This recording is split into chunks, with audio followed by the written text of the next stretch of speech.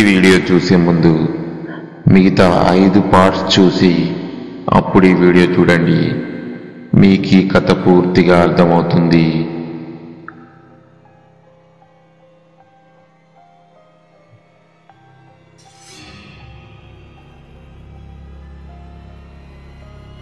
మామా, నేను మీతో పాటే వస్తాను. ఏం జరిగినా చూసుకుందాం. వాడిని ఒక్కడిని అలా వదిలేసి చూస్తూ ఉండలేం కదా. అక్కడ వాడు ఎలా ఉన్నాడో ఏంటో కూడా తెలియట్లేదు, ఆందోళన చెందుతూ అన్నాడు ధీరజ్. ఆ భయం తాలూకు నీడలింకా అతని మనసులో అలాగే ఉన్నాయి. కానీ స్నేహం కోసం తన వంతు సాయంగా ఆ భయాన్ని అధిగమిస్తూ అడుగు ముందుకు వేశాడు. ఇంతలో తడవకూడదని వెనుక పాకెట్లో పెట్టుకున్న వేణు మొబైల్ రింగ్ అయింది అకస్మాత్తుగా. అసలు మొబైల్ పాకెట్లోనే ఉందనే విషయం మర్చిపోయాడు వేణు. రింగ్ అవుతున్న మొబైల్ని బయటకు తీసి చూశాడు. అక్కడ కురుస్తున్న కుండ పొద వర్షానికి అది ఎప్పుడో తడిసి పూర్తిగా ముద్దయిపోయింది. అయినా ఆ మొబైల్ ఎలా రింగ్ అవుతుందో అర్థం కాలేదు వేణుకి. ఉద్రిక్తంగా, ఆందోళనగా, ఉత్సుకతో, ఇలాంటివన్నీ మిళితమైన మానసిక సంఘర్షణ నడుమ నలిగిపోతూ ఆ నలుగురు వేణు చేతిలో ఫోన్ రింగ్ అవుతున్న మొబైల్నే చూస్తున్నారు. అది ఇంకా రింగ్ అవుతూనే ఉంది. శ్రీకర్ వెంటనే కాల్ లిఫ్ట్ చేయరా అన్నాడు. పక్కనే వెంకన్న వేసుకున్న లోచొక్కాని మొబైల్కి తుడిచి లిఫ్ట్ చేశాడు వేణు. హలో హలో, అరే సమ్ము చెప్పు. అరే ఎక్కడున్నారా మీరు? అసలు ఏమైంది? ఎందుకు అలా పరిగెత్తారా? మీ ముగ్గురు ఒక్కన్నే వదిలేసిపోయారు అని అడుగుతూనే ఉన్నాడు సంయుక్త్. అరే మేం వస్తున్నాం, నువ్వు టెన్షన్ అవ్వకు, ఓకేనా? వచ్చేస్తున్నాం చెప్పాడు వేణు. అవతల సంయుక్తికి వినిపించడం లేదు. భయంగా ఉంది మామా, ప్లీజ్ తొందరగా రండిరా. మొబైల్ తడిచిపోవడం వల్ల మాటలు వినిపించడం లేదు. వర్షం కారణంగా సిగ్నల్స్ కూడా సరిగ్గా లేవు.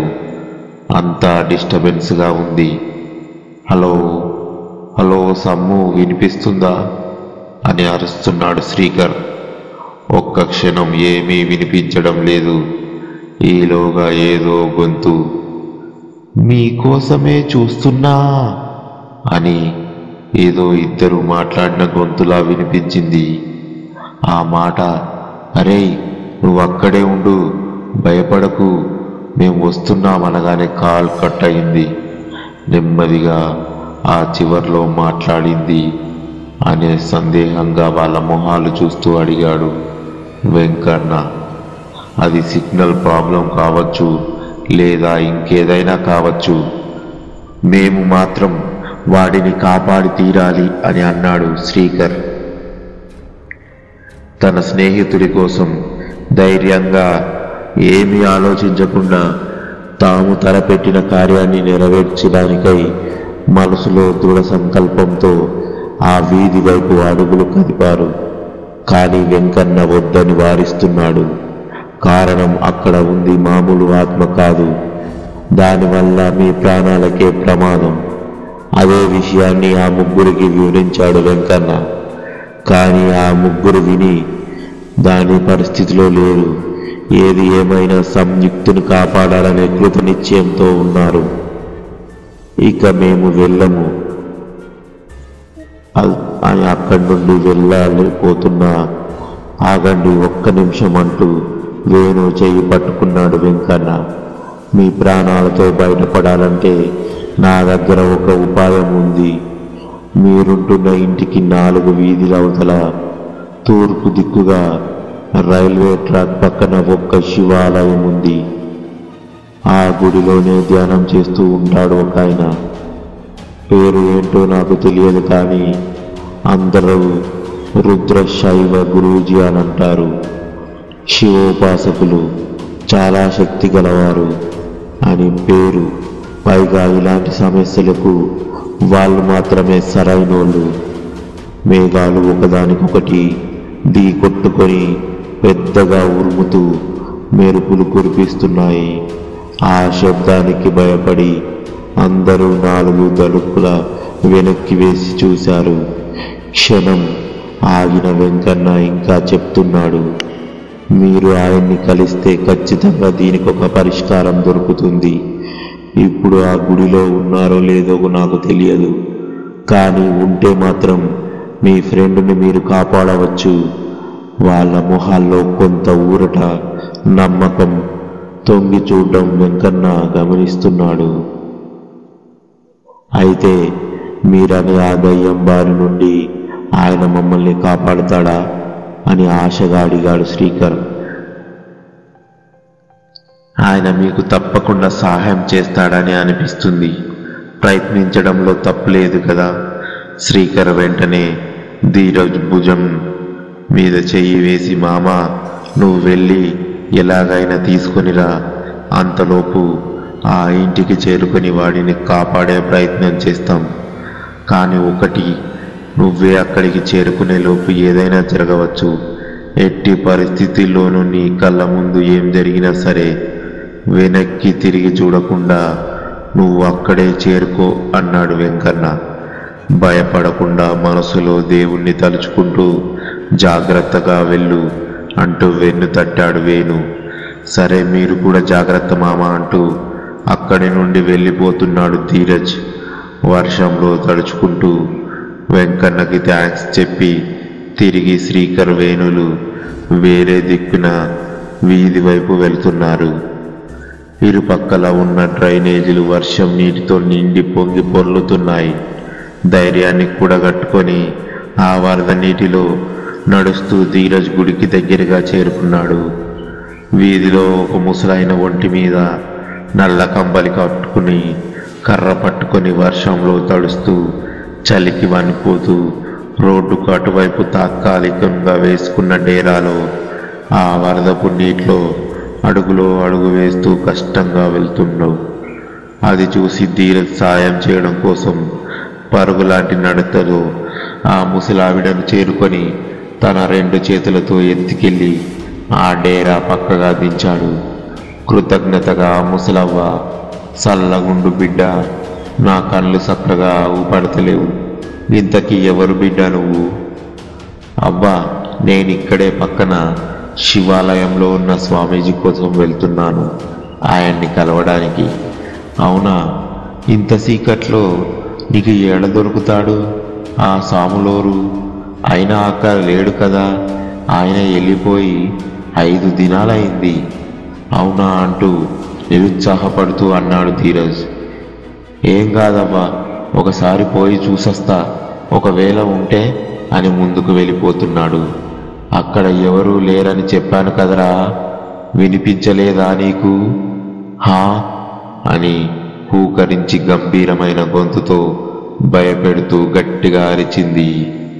హూ హూ అని గుర్రు పెడుతూ ఆవేశంగా ఊగిపోతూ, నన్ను అంతం చేయడానికా అంటూ వెర్రిగా కేకలేస్తూ నా వెనకే భీకరమైన ఆ దయ్యం గొంతు వినగానే నా ప్రాణాలు గాల్లోనే కలిసిపోయేలా ఉన్నాయి. గుండె వేగంగా అమాంతం పెరిగిపోతుంది. అంతటి వర్షంలో కూడా చెమటలు పడుతున్నాయి. నా చుట్టూ అంత నిశ్శబ్దం. ఆ దయ్యం విడుస్తున్న శ్వాస తప్ప ఇంకేమీ వినిపించడం లేదు చెవులకి. కాలు కూడా కదపలేకపోతున్నా. ఈ చెత్త నా కొడుకులు ఇల్లు చూడండి అంటే దయ్యాల కొంపని చూసి చచ్చారు. స్నేహితుణ్ణి లోపలే తిట్టుకుంటూ ఒళ్ళంతా వణికిపోతున్న భయాన్ని కనిపించకుండా ముందుకే వెళ్తున్నాడు. వెనక ఏం జరిగిందో చూడాలన్నా ఎట్టి పరిస్థితుల్లో వెనక్కి తిరిగి చూడకూడదనే నడుస్తూనే మెల్లగా పరుగు మొదలెట్టి గాలిలో దాటి పొడగాటి గోర్లతో చంపడానికి అది నా వెనకే వస్తుంది. ఏంటి, నా నుంచి పారిపోతున్నావా అంటూ ఏడుస్తూనే మళ్ళీ నవ్వుతుంది వికృతంగా. మనసులో శివనామం జపం చేస్తూ ఎలాగైనా ఆ గుడి చేరుకోవాలని పరిగెత్తుతున్న ధీరజ్కి అకస్మాత్తుగా ఆ దయ్యం మాటలు ఆగిపోయాయి. ఏమీ వినపడడం లేదు. బోరున వర్షం. ఏమైందో తెలియదు. గాంధారి వాన నుంచి నెమ్మదిగా బట్ట తడుపు వానలా కురుస్తుంది. రోడ్డు పక్క ఒక పెద్ద వేప చెట్టు. ఎవరో ఒక మనిషి తాడు పట్టుకొని ఆ వేప చెట్టు కొమ్మ మీద కాళ్ళు ఊపుకుంటూ కూర్చొని తాడుని కొమ్మకి కట్టి అతని మెడకి ఉరి వేసుకొని ఆ పైనుంచి కిందకు దూకేశాడు. ఉరి బిగిసి నాలుక బయటకు వచ్చి చచ్చి గాలిలో అలా వేలాడుతున్నాడు. అప్పుడే ఏదో గూడ్స్ బండి పెద్దగా హారన్ కొడుతూ ట్రాక్ మీద విపరీతమైన స్పీడ్తో శబ్దం చేస్తూ పరిగెడుతుంది.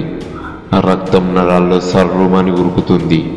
ఆ దృశ్యం చూసి నా గుండె కొట్టుకునే వేగం అది ఆగిపోతుందేమో అనిపించింది. అతని మనసంతా అల్లకల్లోలంలా ఉంది. ఆ చచ్చిన శవం ఊగుతూ తలెత్తి పట్టించుకోకుండా వెళ్ళిపోతున్న నా వైపు చూసి నవ్వుతుంది. ఆగకపోతే నిన్ను కూడా ఇదే చెట్టుకు వేలాడదీస్తా అంటూ మీదకి దూకింది నల్లగా వికృతంగా ఉన్న ఆ ప్రేతాత్మ.